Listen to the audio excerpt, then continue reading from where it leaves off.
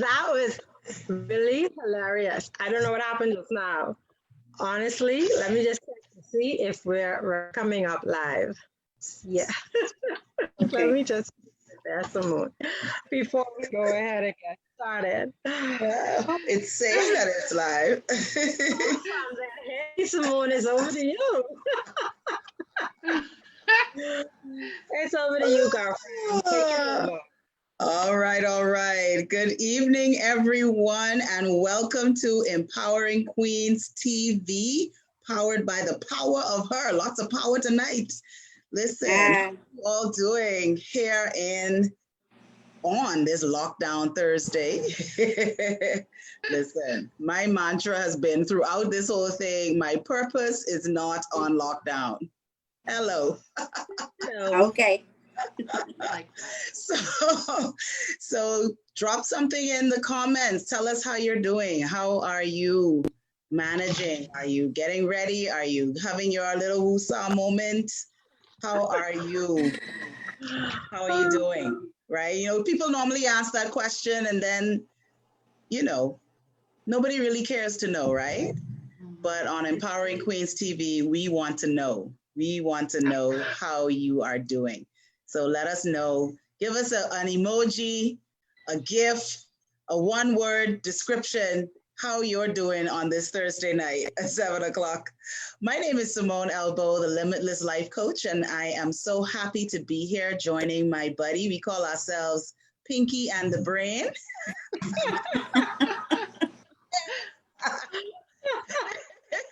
Here to take over the world, Duquesa D. Dean.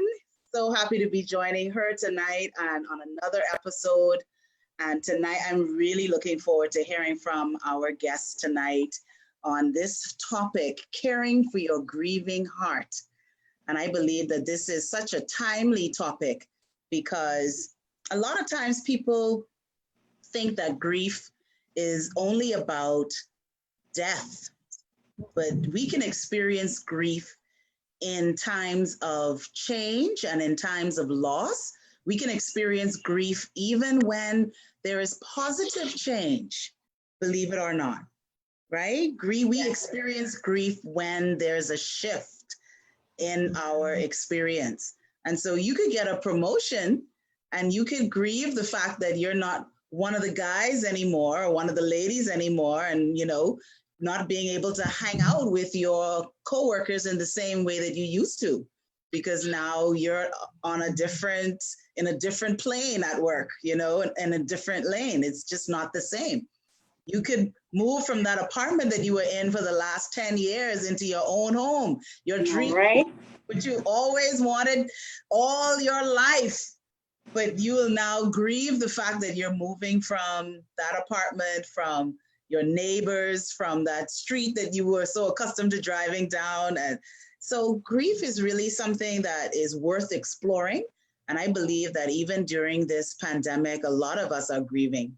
You know, we are grieving the loss of freedoms that we're accustomed to, the loss of lifestyle, the loss of employment or regular income. There's a lot that's going on right now.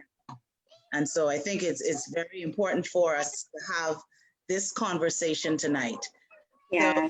So I would love for our guests to introduce themselves. We have Safina Christie and Divina Smith. So who's going to jump in first to introduce themselves?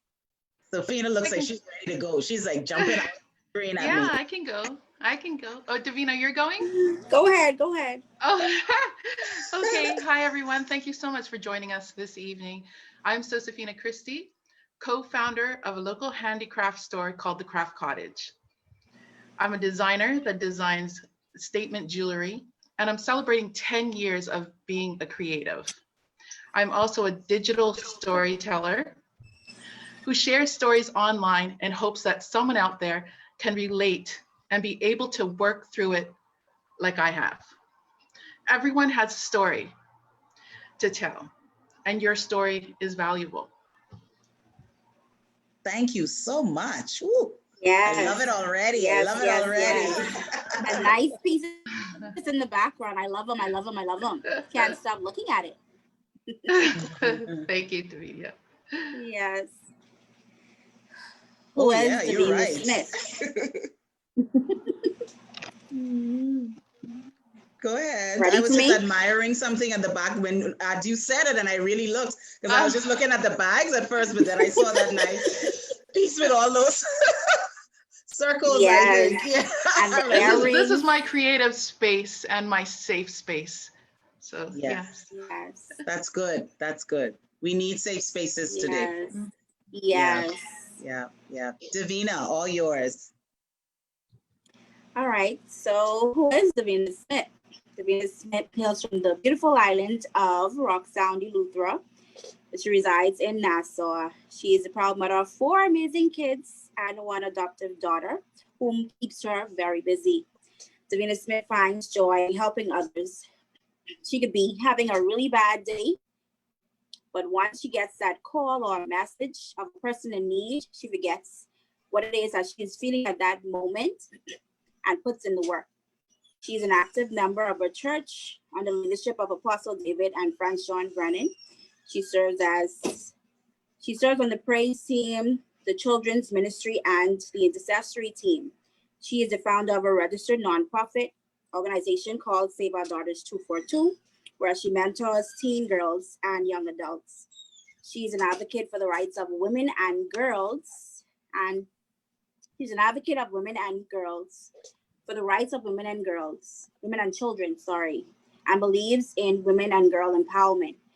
And she solely believes that if we empower our girls, we would empower our nation. She was married to radio personality Santonio Omar Smith, the late Santonio Omar Smith. And that's a little bit about who Divina is. Thanks for having me tonight, guys.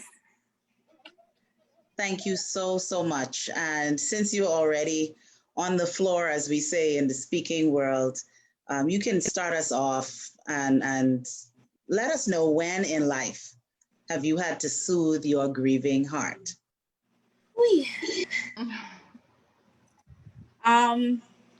So last year on August 8th, my husband passed away. August 8th, 2019. Wow. Yes, it was 9 days after our wedding anniversary, which would have been July 30th, wow. 2019. And it was a blow for me, blow for everyone. I wasn't expecting it. He was good. Went to work that day, came, I picked up the kids, went by his mom, laid down, and fell asleep, and that was it. Wow. Yes, so it was sudden. It happened suddenly. So, and the funny thing about it was, we were upset. I was upset with him. For some reason, I was upset with him, and I didn't talk to him. You know, we tend to be, what word I want to use? We want to be so tough per se. You know, I nudging and he nudging. You know, we are both strong-willed people.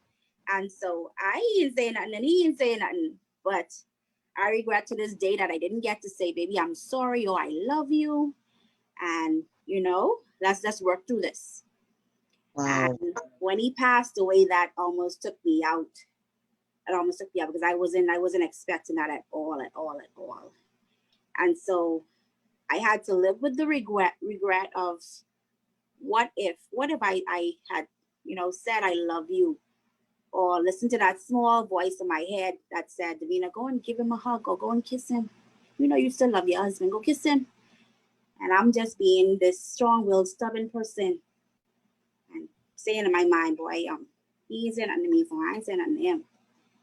But his death did something to me. And I had to, there wasn't anyone I could talk to right then, like emotions kicked in. But my 2 daughters watched him pass. They were at the house when he died. And my youngest daughter, she really keeps me going. She's so strong to watch her dad pass away and still being this jolly person that she is. She's very loving. And every day, every morning, she would wake up, she would give me a kiss and say, "Mommy, I love you." And I look forward to that every day because that's one of the things that keeps me going. And so I thank God for that. But him passing, I don't know how I want to make it without God, because I don't know. I don't want to get teary. Just even thinking about it, Yeah. I kind of blocked it out of my mind for a while. But this pandemic was a blessing to me as well, because I get to really look at it and really sit back and look at my life and evaluate, some of the things in my marriage. And I took all of the good things. I forget all of the bad, and I took all of the good. And I was like, you know what, Divina, don't dwell on these things. Dwell on these things.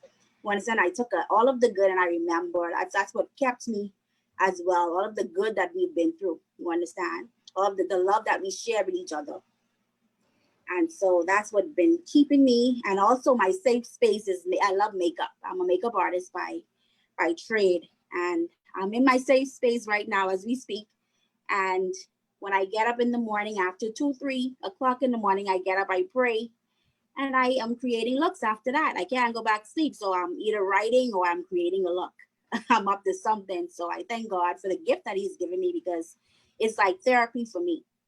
So that's what helps me to, cope and deal with the death of my husband.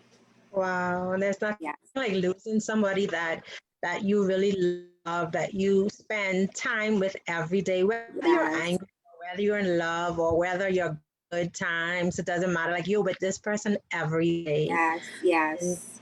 And losing someone that's with us every day can bring about a real sense of grief. And we're going to come Yes. back to have a discussion Yes. with you about Yes. how you move through those difficult moments. So, Safina,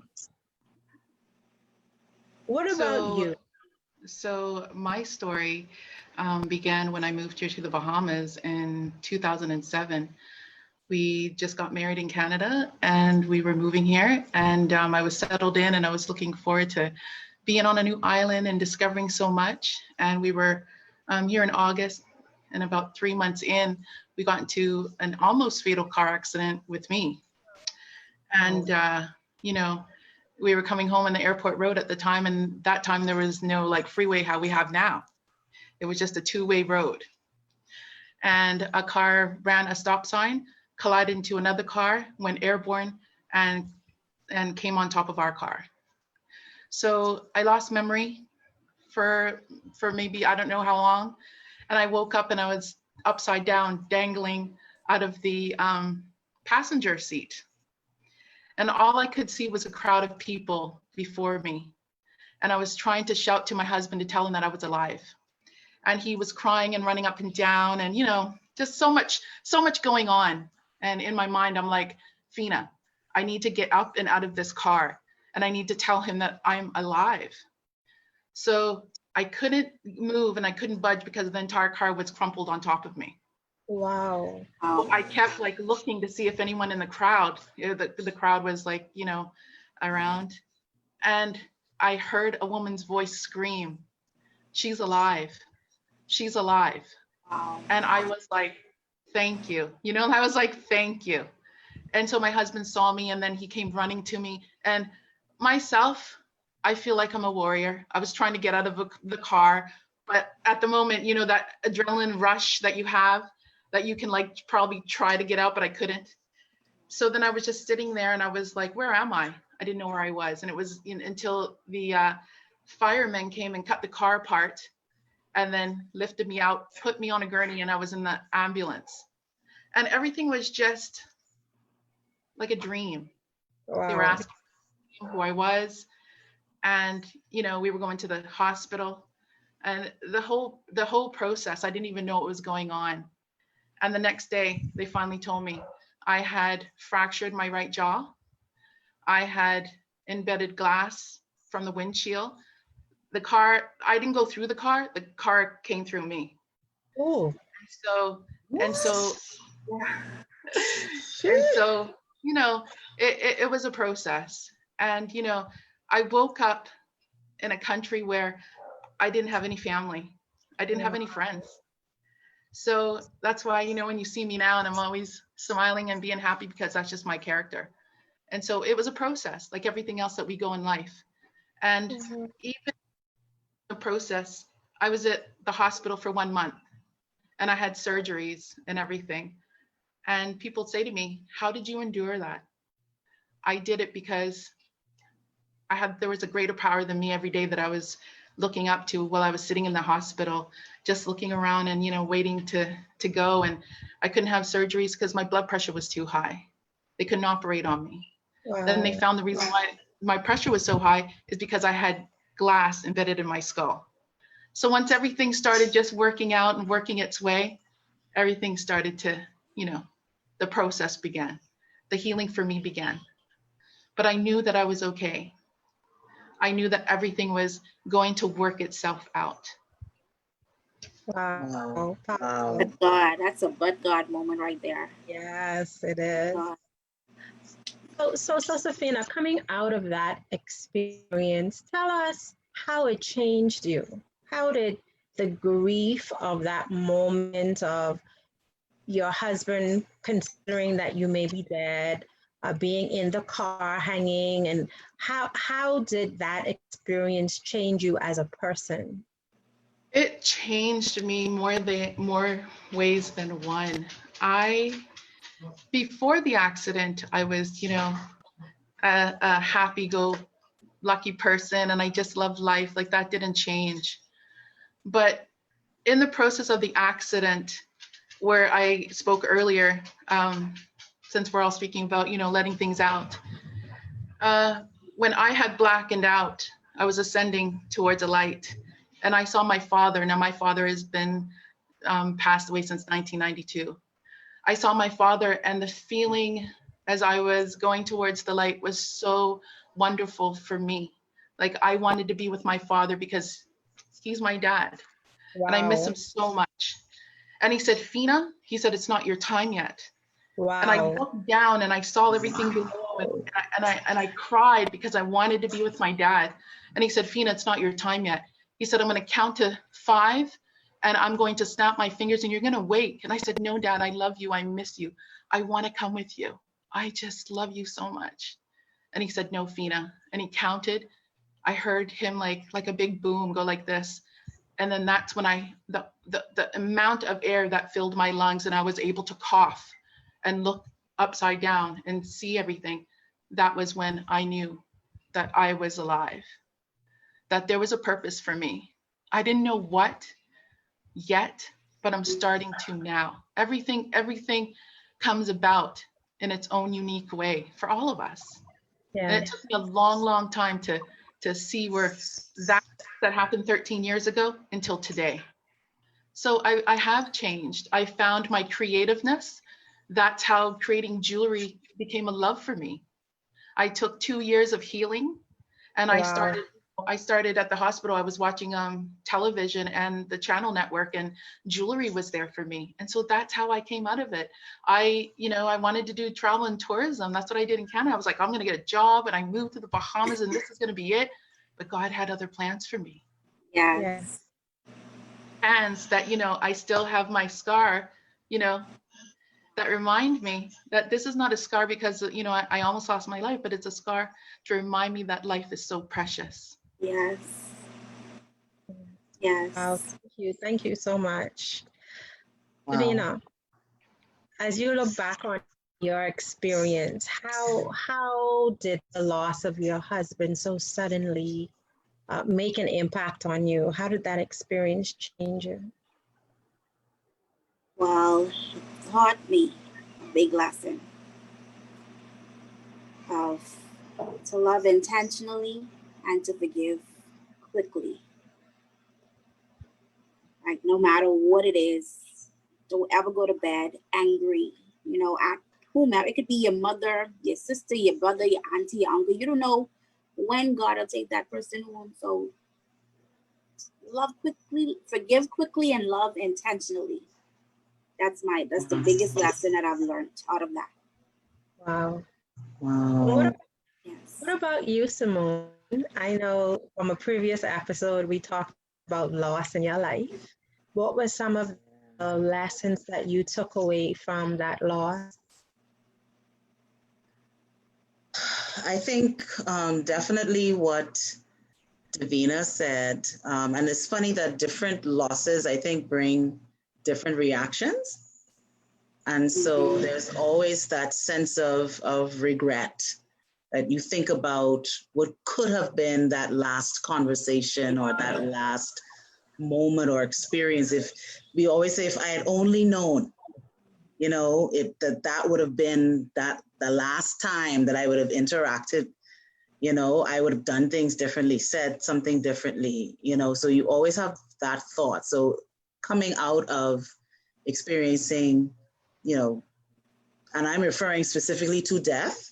I've lost both of my parents. I mean, when Josephine was talking, I was like, wow, my dad died in 1992 as well. I lost my mom after that. I lost both grandparents after that, my grandfather, my father's father, my mother's mother. I lost my sister in 2016.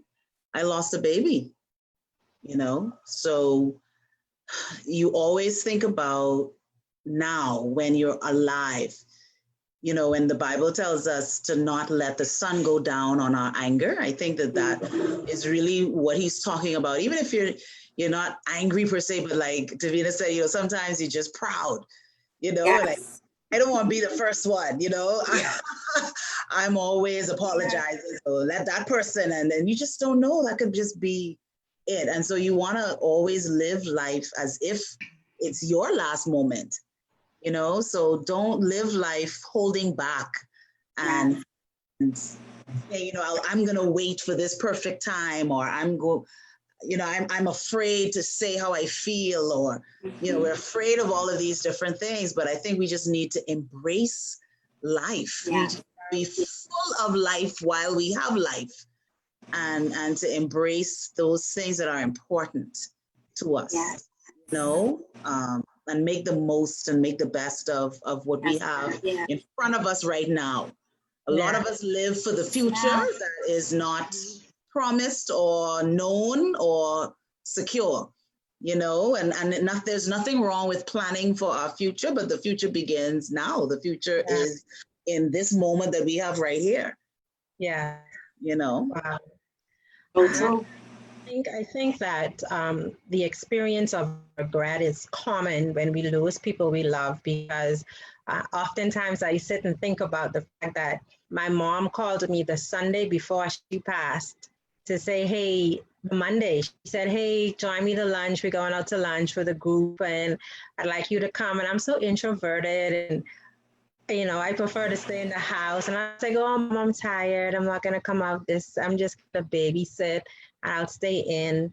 And then 3 days later, she was gone. And I was like, how could that happen? And then that was so unexpected. So there are moments when I actually sit in my bed and think like, why didn't you take that last opportunity? And in reality, I just didn't know that would be the last opportunity. And what I find myself having to do is correct myself a lot and say, you know, you missed one opportunity, but don't make that one loss so big that you don't remember all the great times, that you don't remember the many times you went for lunch, that you don't remember the many times that you had family dinner. Like, don't focus on that one regret moment so much that it clouds everything else. And so I've had to put that into perspective in order for me to really heal. So when we talk about healing from grief, and again, grief could be loss of a job, loss of a loved one. We know, Josephina, it was almost a near-death experience for you. Divina, we know for you it was the loss of your husband. Simone, family members, but we lose jobs and we lose friendships. And, you know, right now in our climate, we've all lost our sense of normalcy. What are some of the things that you've done to take care of yourself, like self-care? Like how did you soothe the hurt inside of you, Divina? Like what were some of the things that you did to come from that robotic state into a state of being able to come back to life, because we die with them. I mean, that's my experience. I died with my mom and I had to come back. And so, like, what were some of the things that you did to bring yourself back to life? Can I be honest? Can I Of be honest course. right now?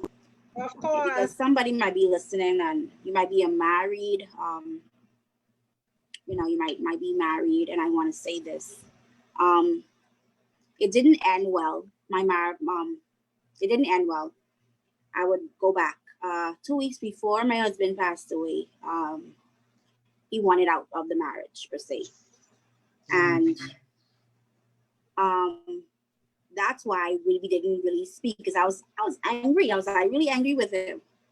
I'm like, I'm doing all of this. Not the person that I used to be. I'm trying to make a life better for myself and my children after all I've been through, and now I get this blow that you want out.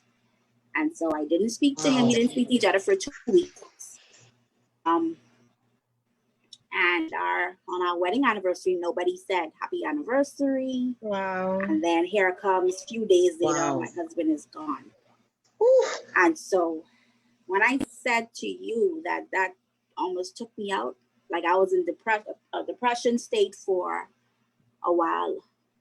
Like I would get up and pretend as if I was okay when I wasn't okay. I was like, it was eating me up inside. I'm like, like, what happened? It's like, you love your husband, and yet you didn't say anything. Like, you just let him just say what he had to say, and that was it. And I was like, okay, oh well, okay, that's what you want, okay. And here it is, a few days later, you're gone, and I didn't utter a word. So when I found myself again, I had to really look in the mirror at Divina, who are you? Who are you, Divina? I had to remind myself daily of who I was and who I was in God.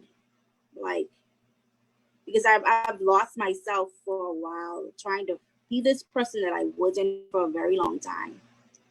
And I've lost myself of becoming, you lose yourself in becoming who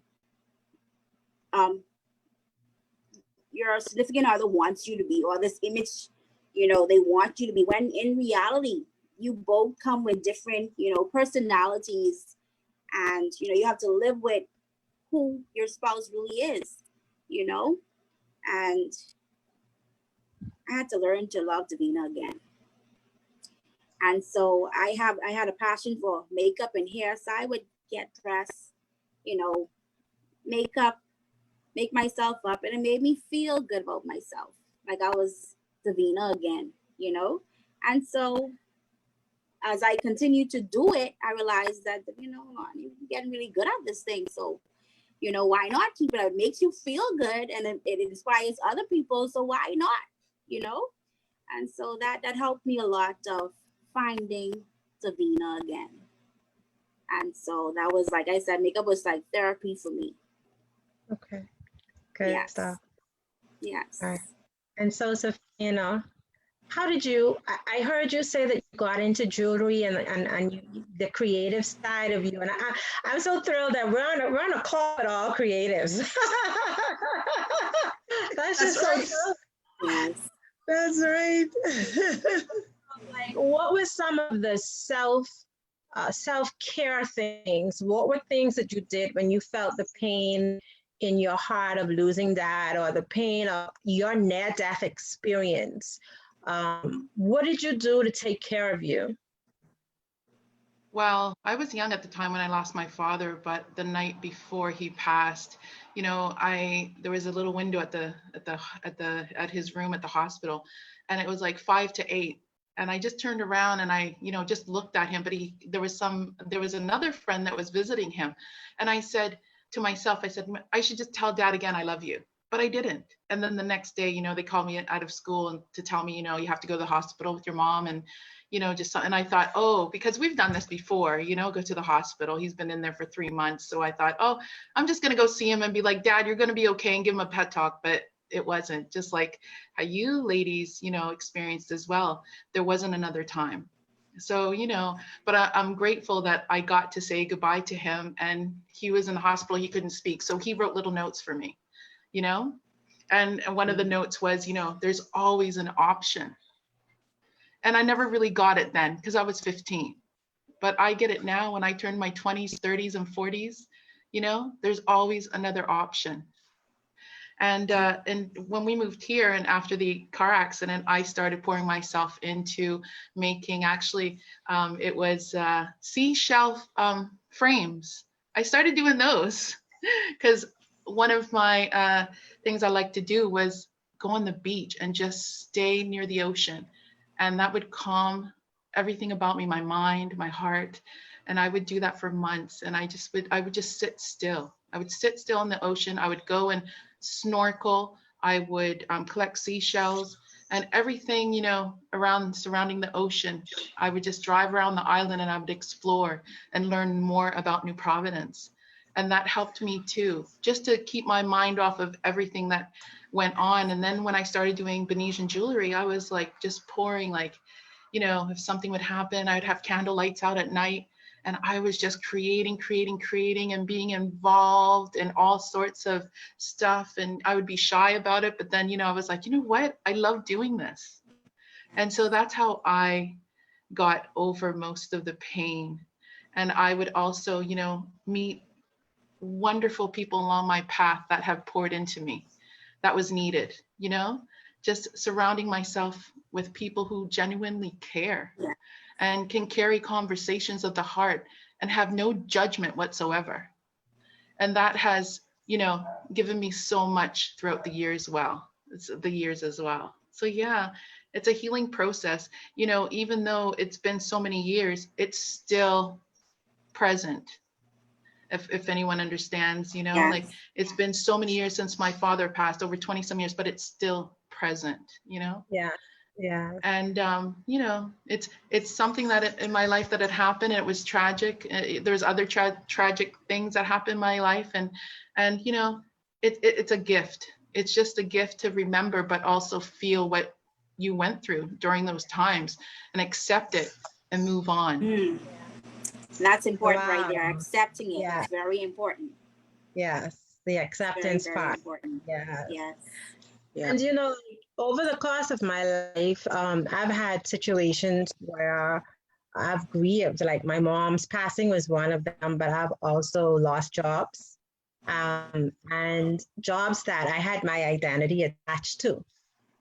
And because my identity was attached to those jobs, when I was no longer working in those environments, it really placed me in a state of not knowing who I was or what I was about, and not feeling valuable because my worth was attached to whatever position, job it was that I was doing.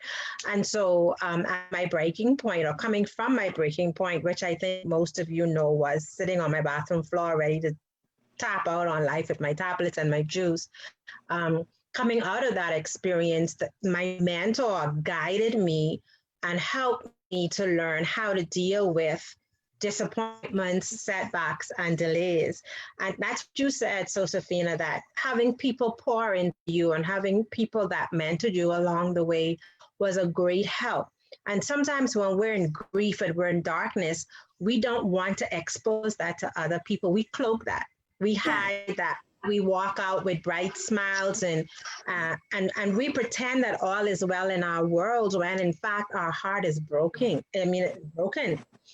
And so my mentor helped me to understand that I had to acknowledge what I was feeling, acknowledge it, and find the root of it, right? The root of my worthiness being attached to a job was, like Divina said, in not knowing who I was as a person and not knowing the gifts and talents that God had placed inside of me. And sometimes we just don't take the time to get to know who we are. Yes. We become chameleons and we attach ourselves to our environments and we just fit into those environments instead of going into those environments being who we are. So when we lose it, we lose everything else that's attached to it. And my mentor helped me to learn who I was, what my vision for my life was, the goals that I wanted to achieve in life, what my core values were, so that I had a strong sense of me.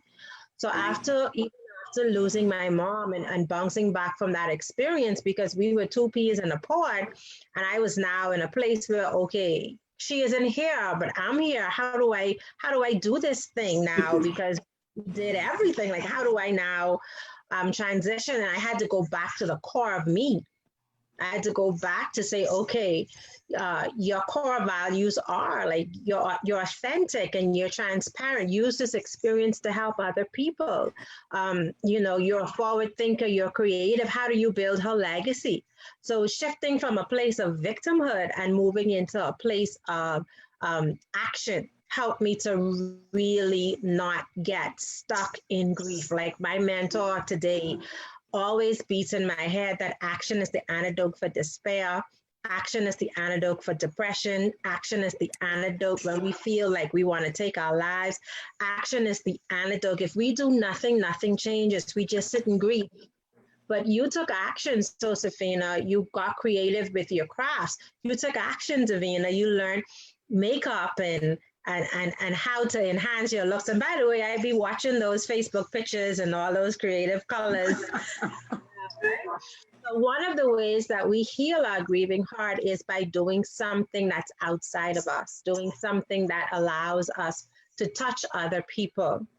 Simone, as you think about how you emerged from many of your transitions, right? What advice would you give to women listening today on how to soothe their grieving hearts?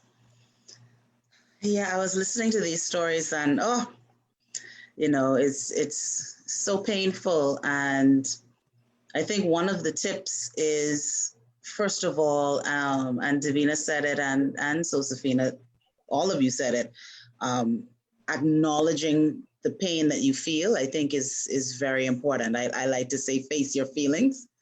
And I think I have the benefit of doing a grief recovery class. And it was really a divine experience because the psychiatrist that facilitated it just approached me out of nowhere. I was at an HR conference and he said, would you come and promote my grief recovery class? And I was like, okay, like I don't do marketing or anything like that, but I said, So he said, well, I'd like for you to just come and sit through the class and then we can talk about how you can market the class for me. So I said, okay, I mean, it can't hurt, and so I took a friend along. I sponsored someone, and so I sat through the class. And would you believe, halfway through that class, my mother died at the beginning of the month. Wow. And at the end of the month, my divorce was finalized. Wow. So I had like 2 massive losses in 1 month. And it was out of that class that I was able to shore myself up. So another tip that I would give is that you need support. You need a support system. It's so important to have, and not the people who are going to say all of the wrong things. Yeah.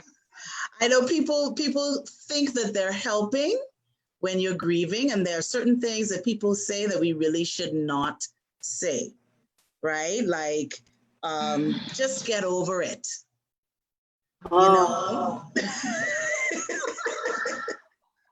Just get over it, right? Like, you've been grieving too long now, shake that off. And, you need to be grateful for life. And, you're here and these things could be replaced. You could get married again, Divina. Like, why you still crying over this thing, right? Wow. That's what people would say, So Safina, they would say, well, you survived the car accident, so what's your problem, right? What's your story? You're still alive. You have life. You need to be grateful for that. But so people say these things that seem to be so well-meaning, but they're really hurtful things. Yeah. And I learned out of that experience and out of my own experiences of things that people would say, that sometimes if we want to be a support to people when they're grieving, it's to say nothing at all. That it's just your presence to say, I'm here for you. I've been in moments where people have just allowed me to cry, or just sit with me, not say a word, and that was the most comfort that I could have ever received. I think it's important to care for yourself. As you all talked about, there are ways that you use to express yourself, through your gifts. And that's important, taking care of yourself physically, trying to get sleep, trying to eat properly, because, we react to things differently. Some people, when they grieve, they stop eating, they stop sleeping, or they eat too much or sleep too much. And, excess of anything is never good. Yes. And so it's really important to take care of yourself, to be kind to yourself. And I think it's also important to not put a time frame on your grief. There are moments where it could be years later when you think that you are strong and that you've passed this thing, and something out of the blue could just... Yesterday. See? Okay. Could just trigger a feeling, Yes, Could just trigger something that just... And people, or you may beat yourself up and say, well, what's the matter with you? All these years, or, I thought you were past this, but you never get past it. It's just, it's easier to deal with, and so I think that there are some myths that we sometimes have about grief and people, sometimes we feel guilty about moving on, because we feel that if I move on and I release the grief, that I'm releasing the person, or I'm releasing the thing that I've lost. I'm releasing the memory. I'm releasing, the good times and all these other things, but you're not. You're just releasing the sting of the experience, but you are embracing the fact that you are still alive, that you do have memories that you can embrace, that you do have a chance to do a do-over, to experience life in a different way. You have so much possibility ahead, and that's what you embrace when you release the sting of grief. Wow, thank you so much for that, Simone. Those were really great tips. Boy, one of the things that rubbed me the wrong way after my mom died, and I thought, like, people say it, and I know it's well-meaning. Every time I heard it, though, it made my blood crawl. Like, people would say, oh, she is in a better place. Like, how you know that? That's a well-meaning statement. Yep. But is a better place someplace other than here with me? Like, it was confusing, right? Yeah. I agree with you. Sometimes people just want us to be there, be there and be a support, right?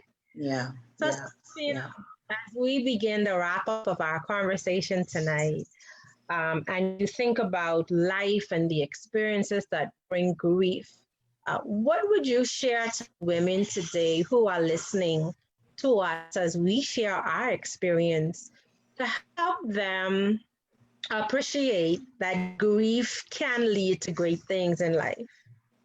Right. Listen, ladies, it's important for you to speak up and speak out and know that you have a voice.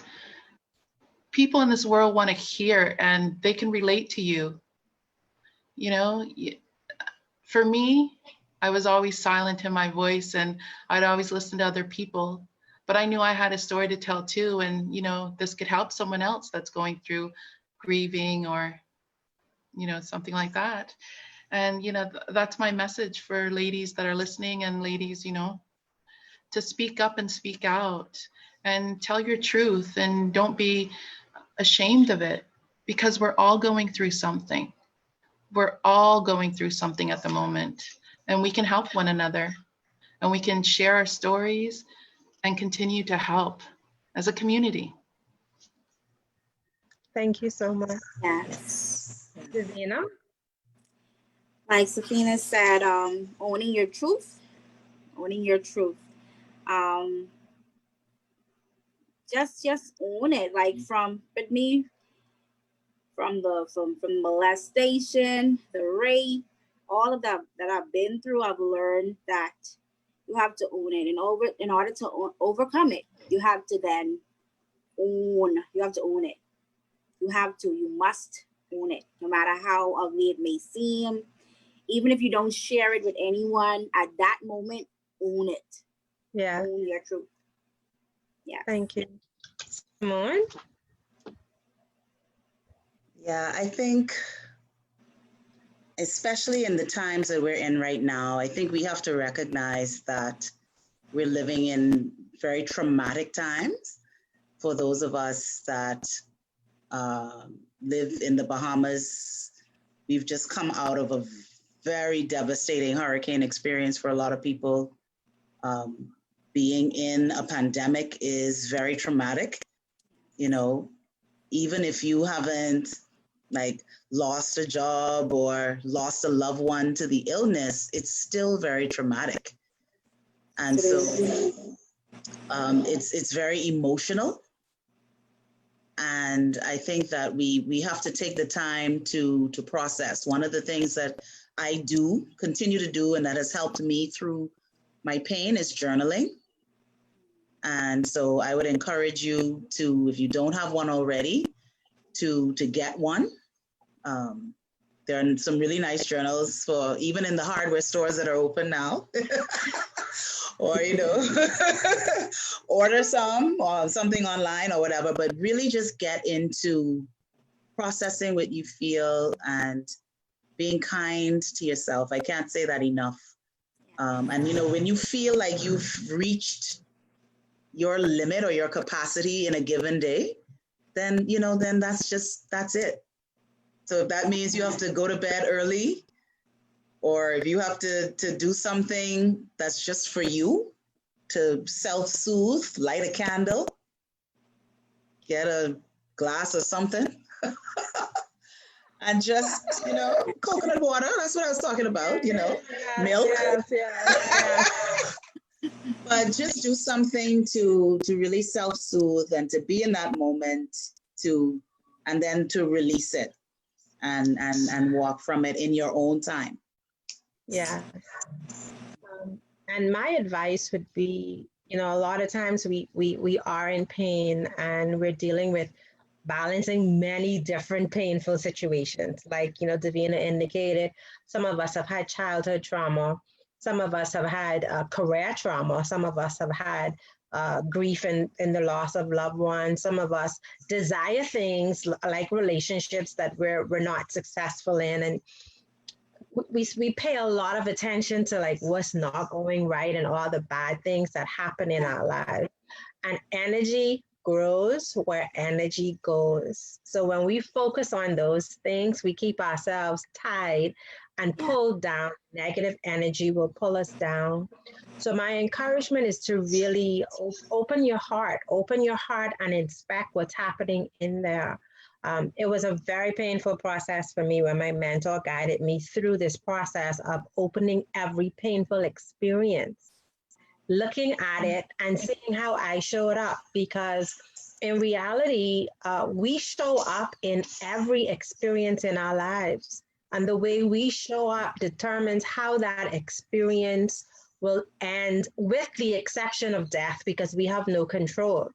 But where we make a choice, whenever we make a choice, that choice will have consequences. So if we choose to ignore red flags, we're on the pathway to grief.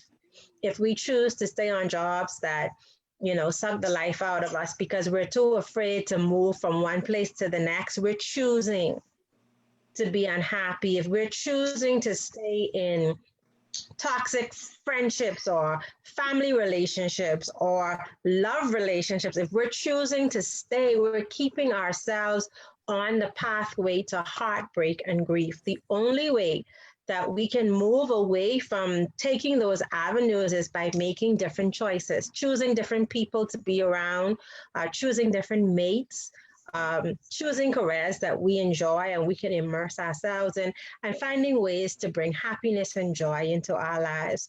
That's the first thing. The second thing is when we peel back the layer of the hurt in our lives, acknowledge that that's going to hurt. But when we get a scrape and we go to the hospital, they clean that out. And then they apply the healing balm. And that's what we have to do. This void that we keep dumping things in our chest as women and acting like nothing is wrong, we're filling that up. We have to open it and empty it. Release the pain, cry, snotty, dirty cry, heal it, and let it go so that we can move on to better things in our lives. And then finally, remember that every single person that you interact with is going through something. And that doesn't give us the right to lash out or to make their lives more miserable, because they are coping with things that we don't know. Behind every smile, there's a story. So we have to remember that as we go about our daily lives, we have to remember to be kind to ourselves, but also to be kind to other people. So, Safina, I am so proud of you tonight. Thank you so much for coming on Empowering Queens TV, sharing your story, talking about your near-death experience and telling us about the love that you had for your father. We are so grateful that you are here with us today, and what was meant to snuff you out actually helps you come to life. Yes. So we wish blessings of God on you as you continue to grow in your desire to speak out and to share your stories and to help other women. Divina, we appreciate you being here. We appreciate your transparency and your honesty about your relationship, about the experience with your husband and emerging from that experience. Yes. And you're not alone. There are many of us women. Sometimes, you know, when he make me mad, it'll be like, go sleep in the front room or something, right? So you taught me a lesson tonight as well, you know, and even with Simone talking and reminding us to not let the sun go down on our wrath. So the power in your story can really help women to understand that, you know, we don't have to sweat the small things. So thank you for coming on and sharing your testimony. Pinky, thank you so very much. We're always... Thank you so much, ladies. Thank you too. Thank you so much, ladies. If you want to read more of my stories, please go to sosafinahulu.com. Thank you. Awesome. And you guys type it in under the Facebook feed as well, so that others that watch in the future can also just click the link and connect with you and your Facebook pages if you'd like. We'd also like to thank our viewing audience. We do have some people in on Zoom. Thank you, ladies, so much for joining and supporting. Thank you to our Facebook audience for tuning in. We always appreciate interacting with you and your support. This has been another wonderful episode of Empowering Queens TV, and I thank you all for being here. God bless you all. Blessings, blessings. Bye.